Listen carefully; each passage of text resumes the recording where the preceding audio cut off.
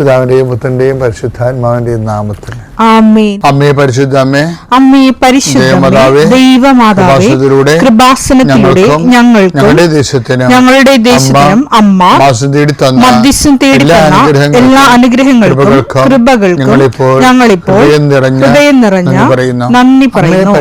അമ്മേ പരിശുദ്ധമ്മേ, ദൈവമാതാവേ, 2004 ഡിസംബർ 7 ഉച്ചകഴിഞ്ഞ് 2:30 കൃപാസനത്തിൽ സംഭവിച്ച അമ്മയുടെ പ്രത്യക്ഷപ്പെടലിനെക്കുറിച്ച് തിരുസഭയ്ക്ക് സമർപ്പിച്ചിരിക്കുന്ന പഠനരേഖകളുടെ സഭാത്മകമായ പഠനം ആരംഭിക്കുവാൻ ഞങ്ങൾ പ്രാർത്ഥിക്കുന്നു. അമ്മേ പരിശുദ്ധമേ, ഭൂസ്വർലോകങ്ങളുടെ രാജ്ഞിയായ അങ്ങേയ്ക്ക് ഭൗമസംരക്ഷണത്തിനായി പ്രപഞ്ചപ്രകൃതിയെ തന്നെ തിരുസഭ പ്രതിഷ്ഠിക്കുവാൻ ഈ പ്രത്യക്ഷീകരണം വഴി ഇടയാക്കണമേ. പരിശുദ്ധമേ, ജപമാല മാതാവേ, സകല കൃപാസനം പ്രാർത്ഥനയോടും ഞങ്ങളിപ്പോൾ പ്രാർത്ഥിക്കുന്ന ഈ കുടുംബത്തിന്റെ പ്രത്യേക നിയോഗം മക്കളെ.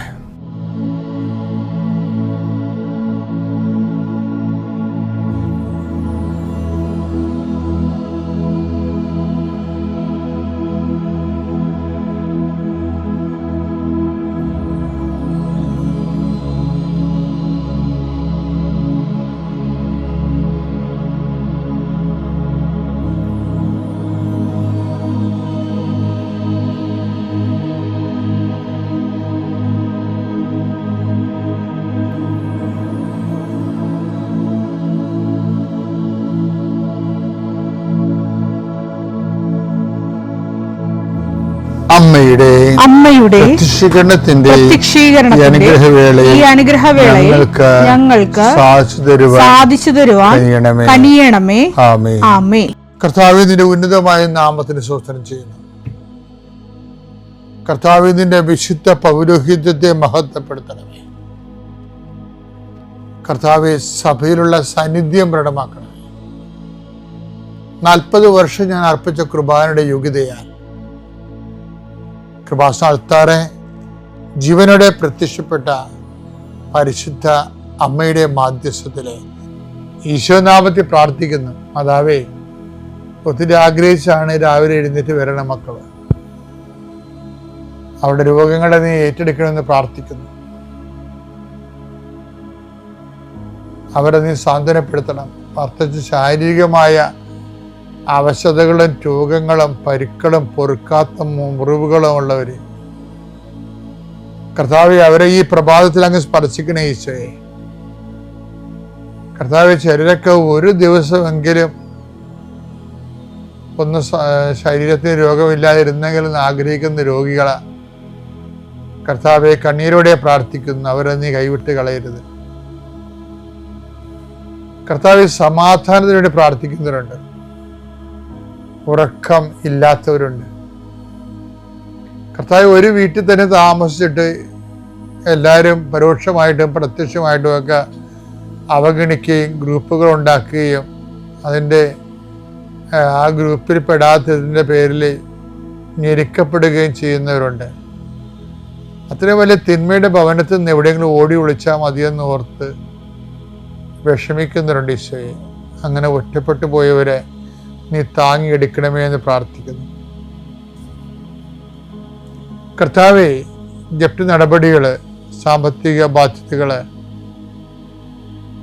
കർത്താവേ ഇറങ്ങിക്കൊടുക്കണമെന്ന് പറഞ്ഞിരിക്കുന്നവര്, പൈസ അടക്കാൻ പറഞ്ഞിരിക്കുന്ന ഡേറ്റുകള്, പൈസ കൈ തികയാത്തവര്, പൂർണ്ണമായിട്ടും ഇല്ലാത്തവര്, അവരെയൊക്കെ നീ സന്ധിക്കണം. കൃപാസന ജീവനോടെ പ്രത്യക്ഷപ്പെട്ട മാതാവിൻ്റെ മധ്യസ്ഥത്തിൽ ഉടമ്പടിയെടുത്ത് പ്രാർത്ഥിച്ച 10,000 മക്കള് നടത്തിയ രാത്രിയും പകലും മഴയത്തും വെയിലത്തും നടത്തിയ പരിശുദ്ധ പ്രവർത്തനത്തിൽ യോഗ്യതയാൽ കർത്താവെ, കൃപ കുറഞ്ഞിട്ടുള്ള മക്കള് ഈ പ്രാർത്ഥന കൂടുമ്പോൾ അവരുടെ കഴിവ് കൊണ്ടോ സ്വാധീനം കൊണ്ടോ ഇതിന് തീരുമാനം ഉണ്ടാകത്തില്ല എന്ന് അവർക്കറിയാമായിരുന്നിട്ട് ആരും ഞങ്ങളെ സഹായിക്കും, ആരെങ്കിലും കർത്താവ് നീ എന്നെ അയക്കണമേ, ആരെങ്കിലും ഞങ്ങളുടെ കുടുംബത്തിലേക്ക് അയക്കണമേ.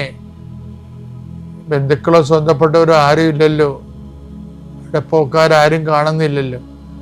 ആരെങ്കിലും അയക്കണമേ കർത്താവേ. മാതാവേ, നിന്റെ ദൂതയായി ആരെങ്കിലും ഈ വിഷയത്തിൽ അയക്കണമേ എന്ന് പ്രാർത്ഥിക്കുന്ന മക്കൾക്ക് ഇന്ന് 12 മണിക്കുള്ളിൽ ആളെ കിട്ടാൻ പരിശുദ്ധ ദേവമാതാവിൻ്റെ മധ്യസ്ഥയിൽ പ്രാർത്ഥിക്കുന്നു. പരീക്ഷ കുഞ്ഞുങ്ങളെ, പരീക്ഷ എഴുതി കഴിഞ്ഞവർ, നല്ല റിസൾട്ട് പ്രതീക്ഷിക്കുന്നവർ, കർത്താവ് അവസാനത്തെ പരീക്ഷയ്ക്ക് എഴുതിയിട്ട് ഇനി എഴുതാൻ കാശുമില്ല, എഴുതി പരീക്ഷ എഴുതി നാണം കെട്ടവരുണ്ട്. CA പരീക്ഷ പോലുള്ള പരീക്ഷകൾ 9ഉം 10ഉം ഒക്കെ എഴുതി അവർക്ക് തന്നെ നിക്കക്കളിയില്ലാതിരിക്കുന്നവരുണ്ട്. അവരെ ഈ ഒറ്റ പ്രാർത്ഥന കൊണ്ട്, അവരുടെ കഴിവല്ല, ഉടമ്പടി പ്രവർത്തിക്കേണ്ട മനുഷ്യന്റെ കഴിവിലല്ല, not by merit but by ഗ്രേസിലാണ്. ആ ഗ്രേസിന്റെ ശക്തി യേശുക്രിസ്തുവിന്റെ വിശുദ്ധ രക്തത്തിൽ നിന്നാണ് കൃപയുണ്ടാവണമെങ്കിൽ അത് കർത്താവിന്റെ സൗജന്യ ദാനമാണെന്ന് മനസ്സിലാക്കിക്കൊണ്ട് കർത്താവിന്റെ കൃപയുടെ ശക്തിയാൽ നിന്റെ എല്ലാ അപാകതകളും, എല്ലാ പരിചയക്കുറവുകളും, എല്ലാ പരാധീനതകളും പോരായ്മകളും യേശുനാമത്തിൽ പരിഹരിക്കപ്പെടുകയും നീ യേശുനാമത്തിൽ സൗഖ്യപ്പെടുകയും യേശുനാമം സമാധാനപ്പെടുകയും ചെയ്യട്ടെ. നിത്യപിതാവും പുത്രനും പരിശുദ്ധാത്മാവായ സർവേശ്വരനെ നീക്കുവാമേ. വിശ്വാസ പ്രമാണം. സർവശക്തനായ പിതാവും ആകാശത്തിന്റെയും ഭൂമിയുടെയും സൃഷ്ടാവുമായ ദൈവത്തിൽ ഞാൻ വിശ്വസിക്കുന്നു. അവിടുത്തെ ഏകപുത്രനും ഞങ്ങളുടെ കർത്താവുമായ ഈശോ മിശിഹായിലും ഞാൻ വിശ്വസിക്കുന്നു. ഈ പുത്രൻ പരിശുദ്ധാത്മാവിനാൽ ഗർഭസ്ഥനായി കന്യകാമറിയത്തിൽ നിന്ന് പിറന്ന് പൊന്തിയോസ് പീലാത്തോസിന്റെ കാലത്ത് പീഡകൾ സഹിച്ച് കുരിശിൽ തറയ്ക്കപ്പെട്ട് മരിച്ച് അടക്കപ്പെട്ട് പാതാളങ്ങളിൽ ഇറങ്ങി മരിച്ചവരുടെ ഇടയിൽ നിന്ന് 3-ാം നാൾ ഉയർത്ത് സ്വർഗത്തിലേക്ക് എഴുന്നള്ളി സർവശക്തിയുള്ള പിതാവായ ദൈവത്തിന്റെ വലതുഭാഗത്തിരിക്കുന്നു. അവിടെ നിന്ന് ജീവിക്കുന്നവരെയും മരിച്ചവരെയും വിധിക്കുവാൻ വരുമെന്നും ഞാൻ വിശ്വസിക്കുന്നു. പരിശുദ്ധാത്മാവിലും ഞാൻ വിശ്വസിക്കുന്നു. വിശുദ്ധ കത്തോലിക്കാ സഭയിലും പുണ്യവാന്മാരുടെ ഐക്യത്തിലും പാപങ്ങളുടെ മോചനത്തിലും ശരീരത്തിന്റെ ഉയർപ്പിലും നിത്യമായ ജീവിതത്തിലും ഞാൻ വിശ്വസിക്കുന്നു. ആമേൻ. സ്വർഗ്ഗസ്ഥനായ ഞങ്ങളുടെ പിതാവേ, അങ്ങയുടെ നാമം പൂജിതമാകണമേ. അങ്ങയുടെ രാജ്യം വരണമേ. അങ്ങയുടെ തിരുമനസ് സ്വർഗത്തിലെ പോലെ ഭൂമിയിലുമാകണമേ. അന്നു വേണ്ടുന്ന ആഹാരം ഇന്ന് ഞങ്ങൾക്ക് തരണമേ. ഞങ്ങളോട് തെറ്റ് ചെയ്യുന്നവരോട് ഞങ്ങൾ ക്ഷമിക്കുന്നത് പോലെ ഞങ്ങളുടെ തെറ്റുകൾ ഞങ്ങളോടും ക്ഷമിക്കണമേ. ഞങ്ങളെ പ്രലോഭനത്തിൽ ഉൾപ്പെടുത്തരുതേ, തിന്മയിൽ ഞങ്ങൾ രക്ഷിക്കണമേ. ആമേൻ. നന്മ നിറഞ്ഞ മറിയമേ, സ്വസ്തി. കർത്താവ് അങ്ങയുടെ കൂടെ സ്ത്രീകളിൽ അങ്ങ് അനുഗ്രഹിക്കപ്പെട്ടവളാകുന്നു. അങ്ങയുടെ ഉദരത്തിൻ ഫലമായി ഈശോ അനുഗ്രഹിക്കപ്പെട്ടവനാകുന്നു. പരിശുദ്ധ മറിയമേ, തമ്പുരാന്റെ അമ്മേ, പാപികളായ ഞങ്ങൾക്ക് വേണ്ടി ഇപ്പോഴും ഞങ്ങളുടെ മരണസമയത്തും തമ്പുരാനോട് അപേക്ഷിക്കണമേ. ആമേൻ. Mary needs no narratives. ഈ ദിവസങ്ങളിൽ എൻ്റെ മനസ്സിൽ വന്ന ഒരു വലിയ ധ്യാനചിന്തയാണ്. Mary needs no narratives. അതായത്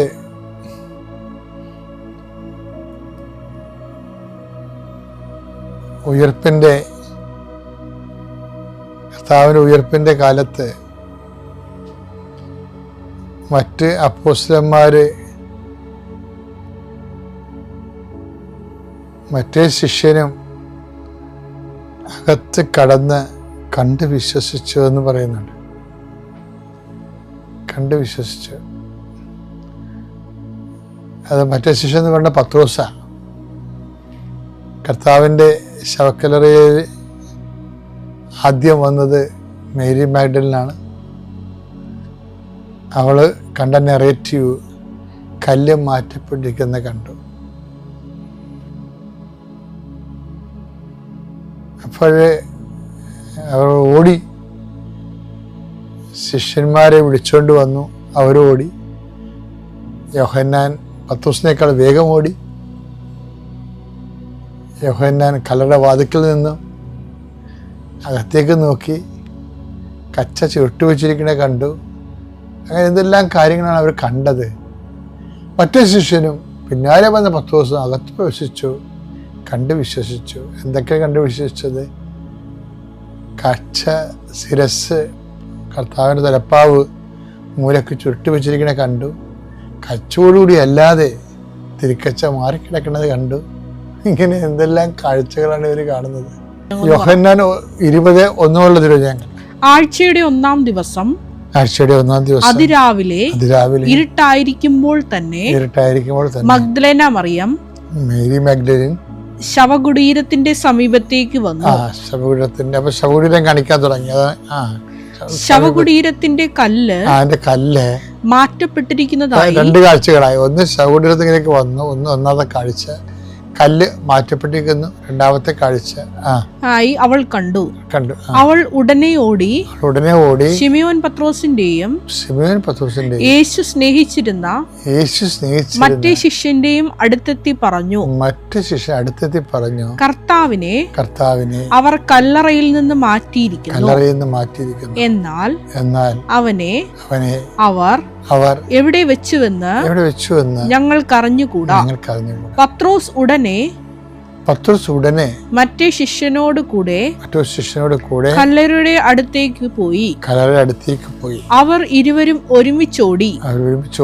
എന്നാൽ മറ്റേ ശിഷ്യൻ പത്രോസിനേക്കാൾ കൂടുതൽ വേഗം ഓടി. വേഗം ഓടി ആദ്യം കല്ലറയുടെ അടുത്തെത്തി.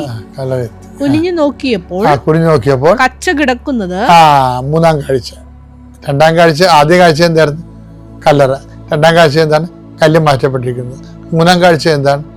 കുടിനകത്തേക്ക് നോക്കിയപ്പോൾ എന്താ കണ്ടത്? കച്ച കിടക്കുന്നത് അവൻ കണ്ടു. എങ്കിലും അവൻ അകത്ത് പ്രവേശിച്ചില്ല. അവന്റെ പിന്നാലെ വന്ന ശിമയോൻ പത്രോസ് കല്ലറയിൽ പ്രവേശിച്ചു. കച്ച അവിടെ കിടക്കുന്നതും 4-ാം കാഴ്ച. കച്ച അവിടെ കിടക്കുന്നതും തലയിൽ കെട്ടിയിരുന്ന തൂവാല. 5-ാം കാഴ്ച. തലയിൽ കെട്ടുന്ന തൂവാല കച്ചയോടുകൂടെ അല്ലാതെ തനിച്ച് ഒരിടത്ത് ചുരുട്ടി വെച്ചിരിക്കുന്നതും അവൻ കണ്ടു.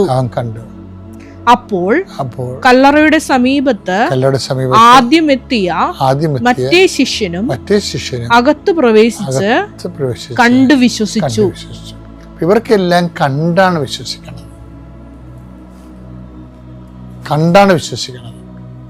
5 കാഴ്ചകളാണ് കാണുന്നത് ഇവര്. എന്തൊക്കെയാണ് കണ്ടത്? കല്ലറയുടെ കല്ല് മാറ്റിയത്, അകത്ത് കച്ച കിടക്കണത്, പിന്നാലെ വന്ന ശിഷ്യൻ അകത്ത് പ്രവേശിച്ച് കച്ച കിടക്കുന്നത് കണ്ടു, കച്ച ചുരുട്ടി വെച്ചിരിക്കുന്നത് കണ്ടു. അങ്ങനെ 5 കാഴ്ചകളുണ്ട്. അപ്പൊ കാഴ്ചകളും കാണലുകളുമായിട്ട് ആണ് ഈ ഈസ്റ്റർ നറേറ്റീവ്സ് പുരോഗമിക്കുന്നത്. അതിനുശേഷം പക്ഷേ ഈ 5 കാഴ്ചകൾ കഴിയുമ്പോഴാണ് മറ്റേ ശിഷ്യനും അകത്ത് പ്രവേശിച്ച് കണ്ട് വിശ്വസിച്ചു എന്ന് പറയും. അപ്പോഴ് ഇനി ഇതിൻ്റെ കൂടെയാണ് നമുക്ക് തോമാസ് ശ്ലീഹായോട് ഈശോ പറഞ്ഞ ഏറ്റവും പ്രധാനപ്പെട്ട വെളിപാട് വായിക്കേണ്ടത്. എന്താണ്? ഇതുപോലെ കണ്ട് വിശ്വസിക്കണതല്ല വിശ്വാസം. ഇതുപോലെ കണ്ട് വിശ്വസിക്കുന്നതല്ല വിശ്വാസം, കാണാതെ വിശ്വസിക്കുന്നതാണ് വിശ്വാസം. ഇപ്പം നമ്മുടെ കുറേ കാലത്തേക്ക് നമ്മുടെ ജീവിതത്തിൽ യാതൊരു അടയാളം കാണത്തില്ല, പ്രാർത്ഥനയ്ക്ക് ഒരു ഉത്തരം കിട്ടത്തില്ല. നമ്മുടെ പ്രാർത്ഥനക്ക് ഉത്തരം കിട്ടാതിരിക്കുക തന്നെയല്ല, ദൈവസാന്നിധ്യം അല്പം പോലും അനുഭവിക്കത്തില്ല.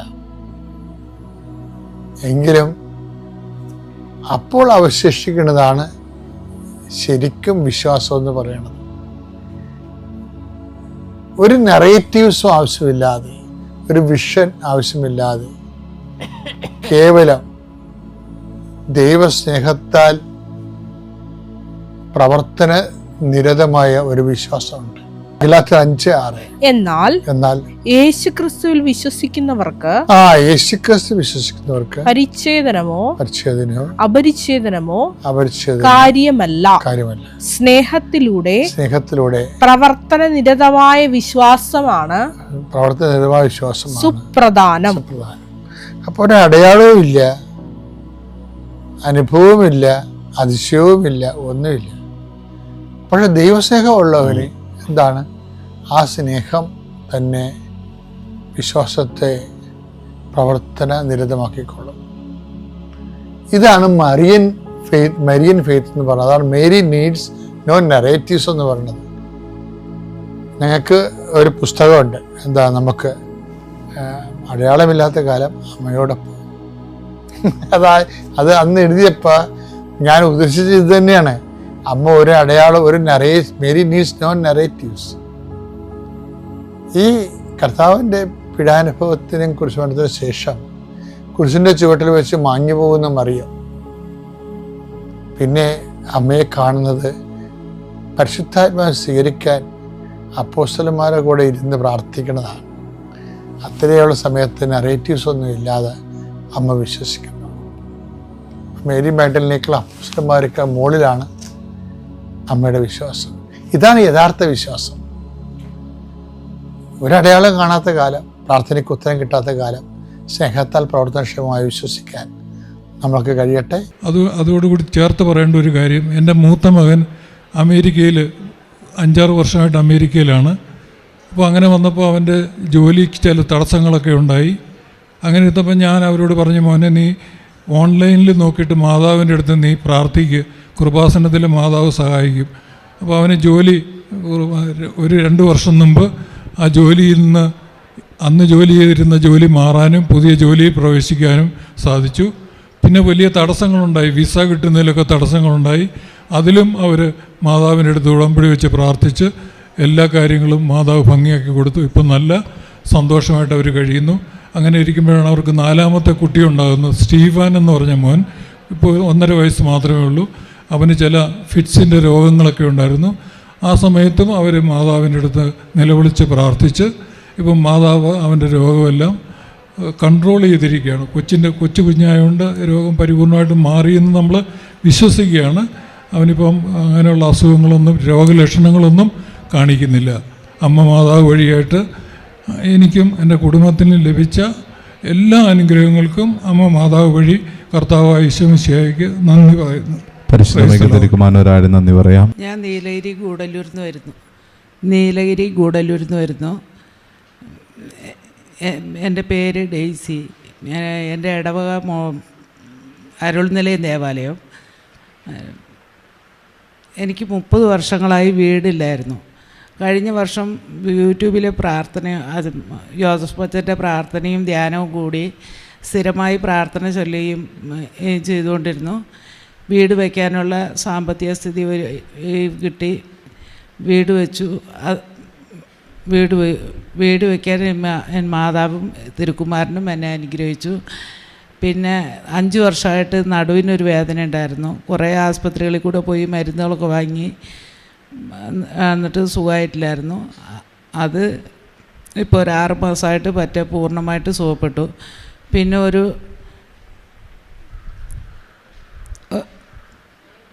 ഒരു പരിചയക്കാരൻ ഒരു കൊച്ചു വന്ന് 10 ദിവസത്തിന് വേണ്ടിയിട്ട് ഒരു 8 പവൻ്റെ സ്വർണ്ണവും 1 ലക്ഷം രൂപയും കടമായിട്ട് മേടിച്ചതാണ്.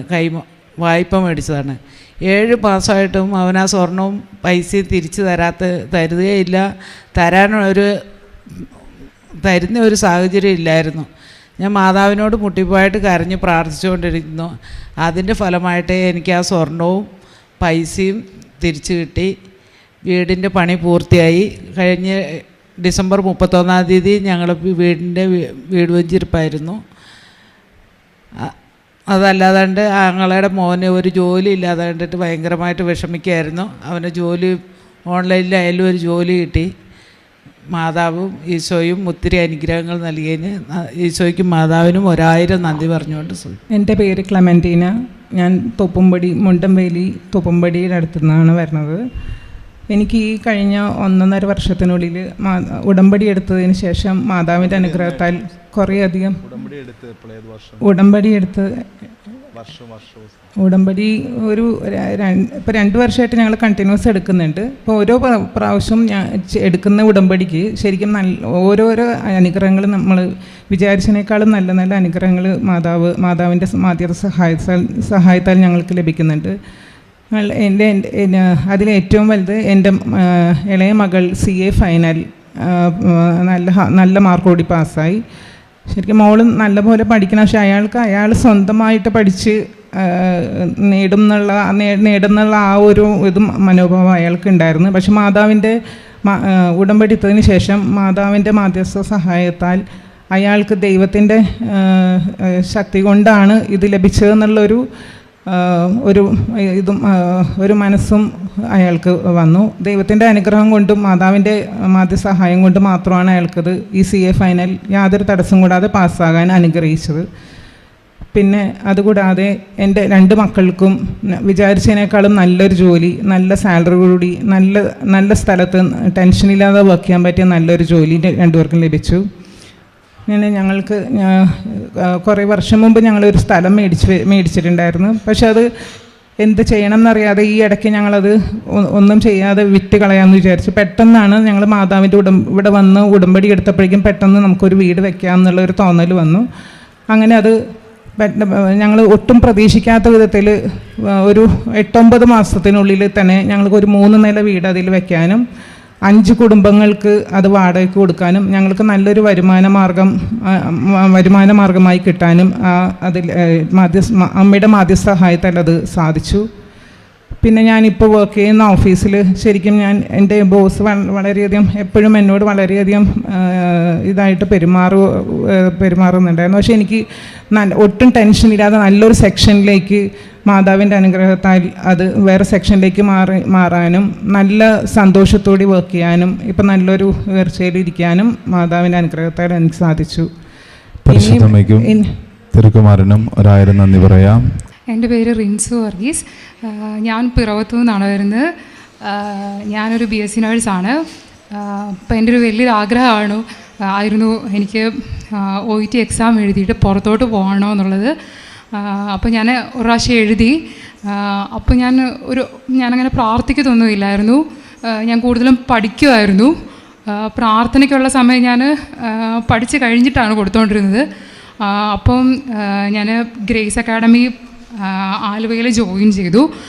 അവിടെ ചെന്നപ്പോഴേ എനിക്ക് കുറേ നല്ല കൂട്ടുകാരെ കിട്ടി. അവരെന്നോട് പ്രാർത്ഥിക്കാനൊക്കെ പറഞ്ഞു. അങ്ങനെ ഞാൻ പിന്നെ പ്രാർത്ഥിക്കാനൊക്കെ തുടങ്ങി. എല്ലാ ദിവസവും പള്ളിയിൽ പോയി കുർബാനയൊക്കെ കണ്ട് പ്രാർത്ഥിക്കാൻ തുടങ്ങി. അപ്പോൾ എൻ്റെ കൂട്ടുകാർ പറഞ്ഞു, നീ കൃപാസനത്തിൽ പോയി ഒന്ന് പ്രാർത്ഥിച്ച് നോക്ക്, നിനക്ക് ഏറ്റവും പാടുള്ള മുടിയുള്ള റീഡിംഗ് അല്ലേ, അത് പരിശുദ്ധ അമ്മയ്ക്ക് സമർപ്പിച്ച് നീ ഒന്ന് പ്രാർത്ഥിച്ച് നോക്കാനൊക്കെ പറഞ്ഞു. അങ്ങനെ ഞാൻ ജനുവരി 2-ാം തീയതി ഇവിടെ വന്നു, ഉടമ്പടി എടുത്ത് എനിക്ക് മാതാവിനോട് സമർപ്പിച്ച് പ്രാർത്ഥിച്ച്, എൻ്റെ മാതാവ് എനിക്ക് റീഡിങ് എളുപ്പമാക്കി തരണേ. അങ്ങനെ ജനുവരി 8-ാം തീയതി ഞാൻ OET എക്സാം എഴുതി. OET എക്സാം എഴുതിയപ്പോൾ എനിക്ക് റീഡിങ്ങിന് നല്ല സ്കോറോടുകൂടി പാസ്സാകാൻ പറ്റി. അത് പരിശുദ്ധ അമ്മയുടെ ഭയങ്കര അത്ഭുതമായിട്ട് ഞാൻ കരുതുന്നു. പിന്നെ ദൈവത്തോട് അടുക്കും തോറും ദൈവം തന്നുകൊണ്ടിരിക്കുന്ന ഒരുപാട് അനുഗ്രഹങ്ങൾ എൻ്റെ ജീവിതത്തിലുണ്ടാകുന്നുണ്ട്. പിന്നെ എനിക്ക് പോകുന്നതിന് മുമ്പുള്ള സമയത്ത് ഏതെങ്കിലും ഒരു ഹോസ്പിറ്റലിൽ, നാട്ടിൽ എവിടെയെങ്കിലും ഹോസ്പിറ്റലിൽ കുറച്ച് നാൾ എനിക്ക് ജോലി ചെയ്യണമെന്നുണ്ടായിരുന്നു.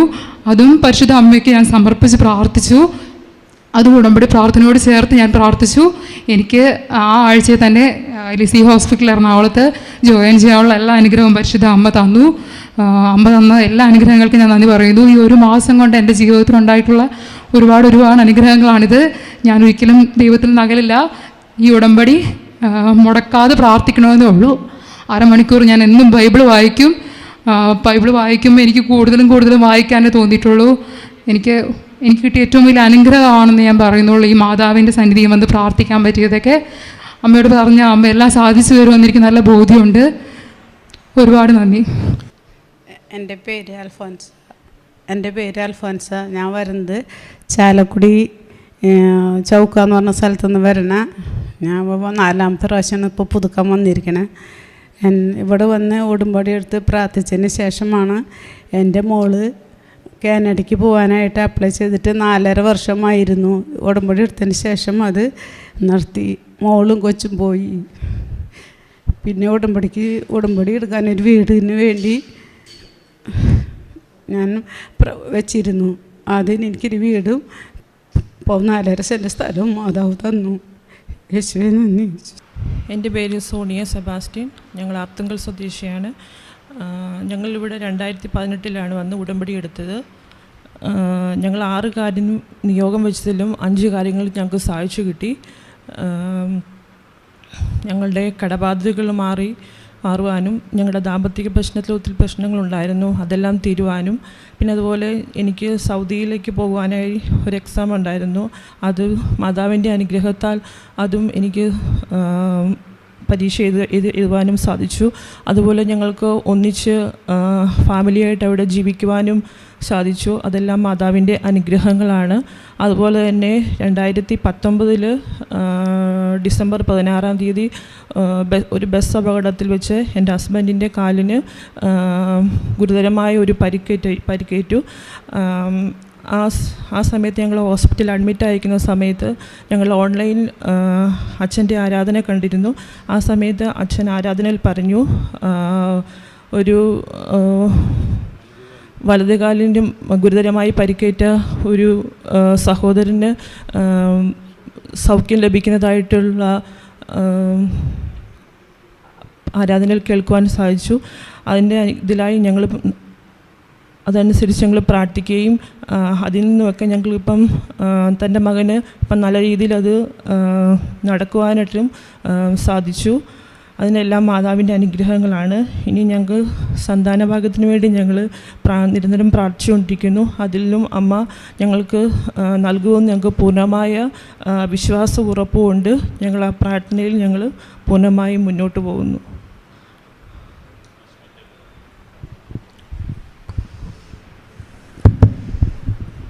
എൻ്റെ പേര് സെബാസ്റ്റ്യൻ ജോസഫാണ്. ആക്സിഡൻറ്റ് പറ്റിയത് 2019 ഡിസംബർ 15-നാണ്. ആക്സിഡൻറ്റിന് എൻ്റെ വലത് കാലിൻ്റെ ഫ്രണ്ട് ഫുട്ട് ഫുള്ള് ആംപിറ്റ് ചെയ്താണ്.